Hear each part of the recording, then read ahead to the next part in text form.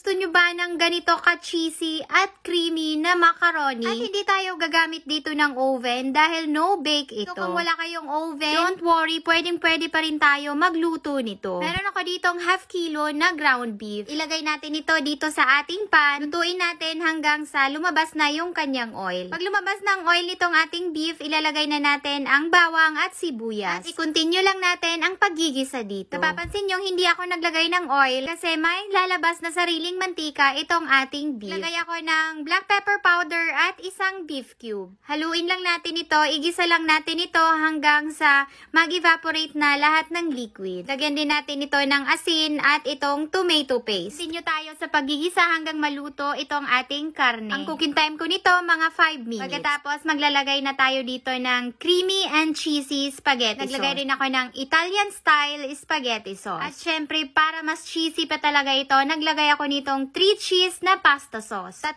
kinds ito ng cheese na napakasarap talagang ihalo dito sa ating sauce. Halu-haluin natin ito para maghalo lahat ng mga sauce na ating nilagay. Lagay natin ang apoy sa low heat at lutuin pa natin ito. Takpan ito hanggang kumulo. Pagkakulungan ito, continue tayo sa paghahalo para hindi ito masunog ang ilalim ng ating pan. At this time, maglalagay na tayo ng cook na macaroni. Alam nyo naman kung paano lutuin itong macaroni, so hindi ko na lang ipinakita dito sa ating video. Dali lang naman magluto nitong macaroni, maglagay lang ng tubig, oil at asin at hayaan itong kumulo hanggang lumambot. So pagkalambot ng macaroni, ito ay luto na. Ilagay lang natin dito sa sauce ang mga macaroni at hayaan lang natin itong makoat lahat ng sauce. So halu-haluin lang natin ito hanggang makoat siya ng ating sauce. Kapag okay na, tatakpan muna natin itong ating macaroni at iset aside muna natin ito. Ngayon naman, para creamy talaga ito, magluluto tayo ng white sauce. Sa isang pan, naglagay ako ng unsalted butter. Mga half bar ng unsalted butter ito. Pagkatapos, maglalagay tayo dito ng 5 tablespoon ng all-purpose flour. Pwede rin kayong gumamit dito ng cornstarch. After nating mahalo yung harina, maglalagay tayo dito ng 1 can na